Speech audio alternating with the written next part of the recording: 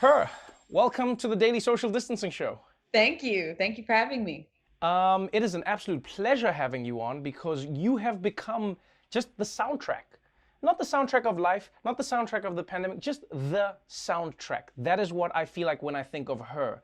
Before we get into the music itself, though, I would love to know the story behind her because it is one of the most unique artist names I've ever come across. Thank you. Thank you. Yeah, I've just always loved music since I was a little girl. It's always kind of been a given to me, just doing music. And I got signed very young, but I was making this very honest music in high school that kind of just represented what I like to call the evolution of woman and me becoming a young woman and going through different things and changing and vulnerability. And I guess even if it wasn't that deep, it was always that deep for me. So I was writing this music that was kind of heavy, and created this EP, Volume One. And I really wanted the project to just be the cover of the project to just be a silhouette. Where nobody knew what I looked like or anything about me, and I wanted to have everything revealed in the music and not what we sometimes focus on with social media, because I'm really about the music, and that's where it came from. Yeah, I feel like more than most artists, you really, really, really focused on not just the music, but on keeping the music separate from your life. And it feels like it's really intentional where you've gone, I don't want you to know the person behind this. I want you to know what the person is giving you. Why was that such a big deal for you? And is that a correct assertion? Absolutely. It's a big deal for me because I think music is the foundation, and music is the main part of it. We get so caught up in what everybody else is doing, and then sometimes we get disappointed because at the end of the day, we're all human, we are all flawed. We all go through things and we all have stuff we deal with outside of our art, and I really just wanted to focus on the art and have a kind of a sense of privacy, I guess, but the music is the message. It makes you want to fall in love, it makes you sad. It tells you what's going on. And there's just a lot of things that music does. And I think we forgot about that. We forgot about the substance that is the art of music. And that's what I'm about. You remind me of some of the greatest artists of like my parents' generation, where you can make beautiful music about anything, but there are moments where you take your time to make a song about the pain that people are experiencing in life. And one of the most famous songs in that regard is "I Can't Breathe." A song that came out during the heights of protests in America, during the heights of many people's pain in America. You wrote another song recently about Fred Hampton, for Judas and the Black Messiah, another song nominated. And all of these songs are really painful, but at the same time, it feels like you're trying to inspire us to something. It doesn't feel like it's a hopeless song. It feels like it's hopeful despite the stories ending the way that they did. When you're making that music, do you think about the thing first, or does the event inspire you? I'd love to know what that process is or how it comes about for you because it really connects with people. Oh, thank you. It really depends. When it came to like a song like I Can't Breathe, it was the heat of the moment. It was like, okay, I'm literally looking outside my window in New York City and seeing a huge crowd of people protesting, and I'm seeing all these things on the news, on social media. It's everywhere we look, and it's great that it's everywhere we look now, because now there's kind of this awakening, I think, going on, and a lot is being exposed, and we've had time to be still.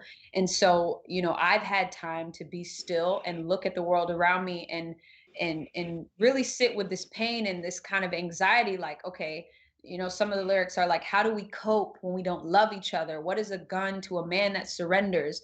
How do we judge off the color? And all of these things that I said, it really was just like, why, and why do we have to live in fear? Why does this keep happening? There's songs like, from a whole other time, back in the day, there's songs that Sly and the Family Stone were writing, Marvin Gaye, and people like that were writing, that are still relevant to today. And it's kind of like continuing that thought of like, why is this still happening, and that pain? And I think the goal is always to make people hopeful, and to also educate through music, and let people know what's going on, and that we have a responsibility to try to make a change. And I'll never forget a call that I received from somebody, and they said that their 70-year-old Jewish father listened to my song and told the person that called me, and they were like, "Yo, have you heard this song by this girl? It really made me think differently." And at that Wow. moment, yeah, at that moment, I knew, oh my gosh, this is so much bigger than me expressing my feelings on a page. Now it's